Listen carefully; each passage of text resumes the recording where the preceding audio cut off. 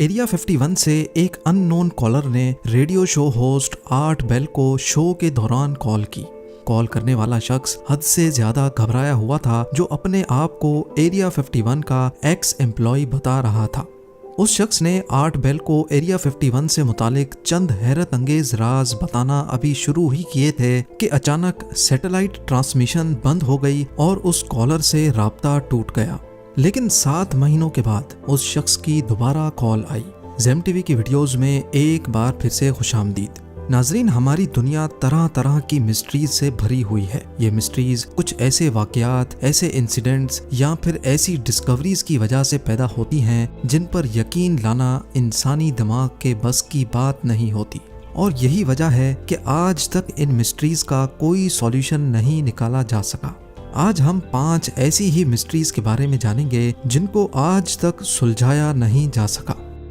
Number 5, US state Nevada में 7500 square kilometre का एक ऐसा टॉप सीक्रेट एरिया है जिसको एरिया 51 कहा जाता है। यहाँ अमेरिका की एक एयरफोर्स बेस है जहाँ पर यूएस मिलिट्री के कई राज छुपे हुए हैं और इसी वजह से इस पूरे इलाके के आसपास भटकना भी इल्लीगल है। जिन लोगों को यहाँ किसी काम के लिए लाना होता है तो पहले उनकी टॉप लेवल पे सिक्योरिटी क्लियरेंस की जाती है और उसके बाद उनको लॉस वेगस से एक स्पेशल जहाज में बिठा कर लाया जाता है और इस जहाज की खिड़कियों से बाहर कुछ नजर नहीं आता। इतनी ज्यादा राजदारी की वजह से लोगों में एरिया 51 के लिए कई अफवाहें जन्म लेने लगी। कई लोगों का मानना है कि यहाँ यूएस आर्मी उन यूएफओज पर रिसर्च कर रही है जो माजी में गिरे थे। कुछ थ्योरीज ये भी कहती हैं कि एरिया 51 में टाइम ट्रेवल, टेली ट्रांसपोर्टेशन और एलियंस से कांटेक्ट करने पर रिसर्च और एक्सपेरिमेंट्स किए जा रहे हैं। हत्ता के कुछ लोगों का तो ये भी ख्याल है कि 1969 में चांद पर लैंडिंग की शूटिंग एरिया 51 में ही की गई थी। ऐसा क्या है एरिया 51 में जो अमेरिका पिछले 65 सालों से छुपा रहा है? लोगों में एरिया 51 के लिए क्यूरियोसिटी तब मजीद बढ़ गई जब 1997 में एक radio show host Art Bell को एक कॉल आई। कॉल करने वाला शख्स हद से ज्यादा घबराया हुआ था, जो अपने आप को एरिया 51 का एम्प्लॉय बता रहा था। उसने आर्ट बेल को बताया कि उसकी जान को खतरा है और वो अब जो कुछ बताने जा रहा है उसको गौर से सुना जाए। उसने बताया कि अमेरिकन गवर्नमेंट हमारी दुनिया को बदलने जा रही है जिसमें हम आज रहते हैं। उसका मजीद कहना था कि एलियंस रियल में एग्जिस्ट करते हैं और एरिया 51 में यूएफओज को रिवर्स इंजीनियरिंग करके उन पर रिसर्च की जा रही है। अभी वो शख्स और कुछ बताता कि सैटेलाइट ट्रांसमिशन बंद हो गई, जिसकी वजह से उस शख्स से राब्ता टूट गया। 7 महीनों के बाद उस शख्स ने दोबारा आर्ट बेल को रेडियो शो के दौरान कॉल की और बताया कि पिछली वाली कॉल फेक थी और उसने एक मजाक किया था। लेकिन अगर पिछली वाली कॉल फेक थी तो वो इतना घबराया हुआ क्यों था, और अगर ये सच नहीं था तो ठीक उसी वक्त सैटेलाइट क्यों बंद हुई थी?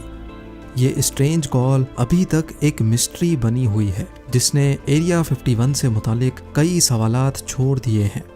नंबर 4, ये बात है साल 2003 की, जब चिली के एटाकामा डेजर्ट से सिर्फ 6 इंच लंबा एक हाथ की साइज जितना ढांचा मिला था। ये ढांचा एटाकामा डेजर्ट की एक वीरान बस्ती में सफेद कपड़े में लिपटा हुआ पाया गया। क्योंकि ये सिर्फ 6 इंच का था और इसकी शक्ल इंसानों से काफी हटकर थी, इसी वजह से ये समझा जाने लगा कि ये ढांचा किसी ऐसे एलियन का है जो अर्थ पर आकर वापस नहीं लौट पाया।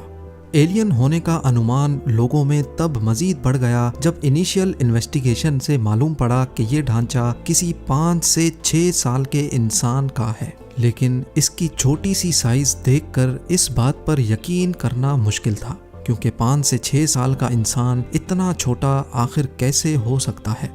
ढांचा जिसकी तमाम हड्डियां साबित और एक दूसरे से जुड़ी हुई थी और हत्ता के इसके दांत भी जुड़े हुए थे, इसको अगले कई सालों तक एलियन ही समझा जाने लगा।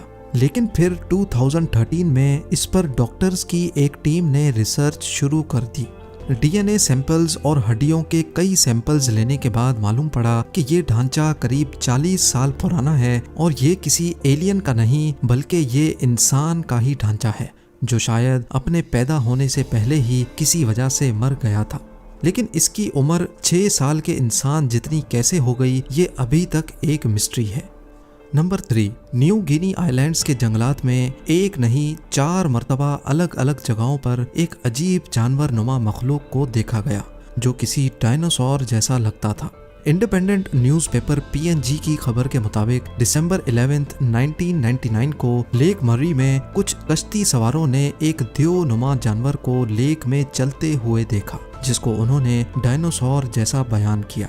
उसके अगले ही दिन एक चर्च के पादरी ने अपने एक साथी के साथ जंगल में वैसा ही एक जानवर देखा। उन्होंने बताया कि वो इतना बड़ा था जितना बड़ा एक डंप ट्रक होता है और वो अपनी दोनों टांगों पे खड़ा होकर दरख्त के पत्ते खा रहा था। उसकी टांगें नारियल के दरख्त जितनी मोटी और उसके दांत इंसान की उंगलियों जितने बड़े थे। इन दोनों वाकयात पर किसी ने ज्यादा ध्यान नहीं दिया, लेकिन फिर 5 सालों के बाद वही सेम जानवर न्यू गिनी के ईस्टर्न आइलैंड पे देखा गया। इस विलेज का नाम रबाउल है जहाँ पे कई लोकल्स ने इस डायनासोर नुमा जानवर को देखा।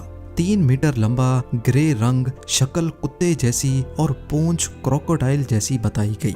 इस खबर ने कई न्यूज एजेंसीज को रिपोर्ट करने पर मजबूर कर दिया और साथ ही गवर्नमेंट ने भी एक सर्च पार्टी बना डाली।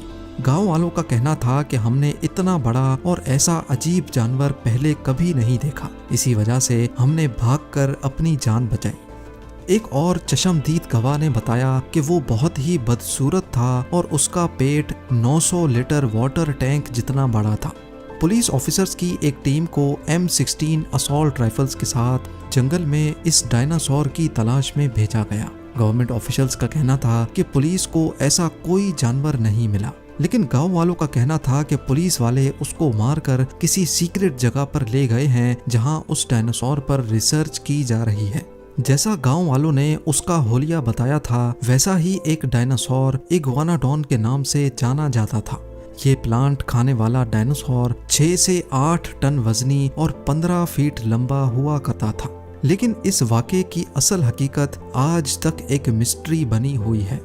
नंबर 2, कुछ लोगों के लिए ये जहन्नम का दरवाज़ा है, लेकिन साइंस इसको क्रेटर कहती है। नाम चाहे इसका कुछ भी हो, लेकिन इस बात में कोई शक नहीं कि ये क्रेटर दिन ब दिन बड़ा होता जा रहा है। रशिया में वाक़े बटागाइका क्रेटर ईस्टर्न साइबेरिया में मौजूद है, जो दुनिया का सबसे बड़ा क्रेटर है।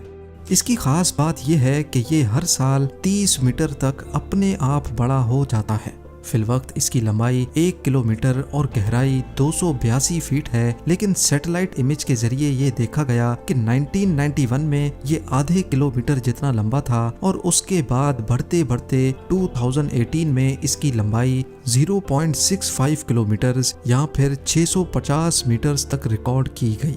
लोकल्स का मानना है कि इस क्रेटर के अंदर से अजीब अजीब आवाजें सुनाई देती हैं, जैसा कि कुछ गलत होने वाला है, और इसी वजह से इसका नाम जहन्नम का दरवाजा या फिर डोर टू हेल रख दिया गया है। लेकिन साइंसदानों का मानना है कि ग्लोबल वार्मिंग की वजह से अर्थ का ये हिस्सा मेल्ट हो रहा है, जो पिछले लाखों सालों से फ्रोजन कंडीशन में था। पर आज भी इस क्रेटर को बड़ी खौफ की निगाहों से देखा जाता है।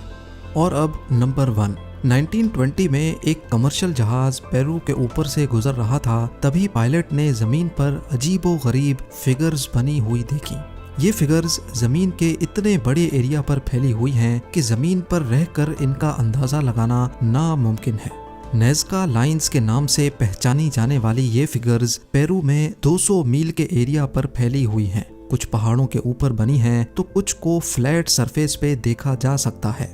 जियोमेट्रिक शेप से लेकर यहाँ जानवरों और परिंदों के स्केचेस भी देखने को मिलते हैं, जिनमें से कई फुटबॉल फील्ड्स जितने बड़े हैं। अभी तक टोटल 24 शेप्स इस एरिया से ढूंढी जा चुकी हैं और शायद कई अभी तक हमारी नज़रों से ओझल हैं। आर्कियोलॉजिस्ट का मानना है कि इनमें से कई स्केचेस को 2 से 2,500 साल पहले बनाया गया था, लेकिन इनको बनाने का मकसद क्या था ये अभी तक किसी को भी सही से मालूम नहीं है। और हैरान करने वाली बात तो ये है कि इतने पुराने स्केचेस आज तक नहीं मिट पाए। एक स्वीडिश राइटर ने अपनी बुक में लिखा था कि ये हजारों साल पहले यूएफओस की लैंडिंग साइट्स हुआ करती थी, जिनको यहाँ रहने वाले लोग एलियन गॉड्स माना करते थे। लेकिन कई आर्कियोलॉजिस्ट इस किताब के दावों को मानने से इनकार करते हैं उनका मानना है कि कदीम दौर में इन जियोग्लिफिक्स या फिर स्केचेस का मकसद यहाँ रहने वाले लोगों के रस्मों रिवाज से जुड़ा था। ये यूएफओ लैंडिंग पैड्स थे या फिर कोई रस्मों रिवाज। एक बात तो क्लियर है कि नेस्का लाइंस ने आज तक सबको हैरत में डाल रखा है। उम्मीद है जेम टीवी की ये वीडियो भी आप लोग भरपूर लाइक और शेयर करेंगे। आप लोगों के प्यार भरे कमेंट्स का बेहद शुक्रिया। मिलते हैं अगली शानदार वीडियो में।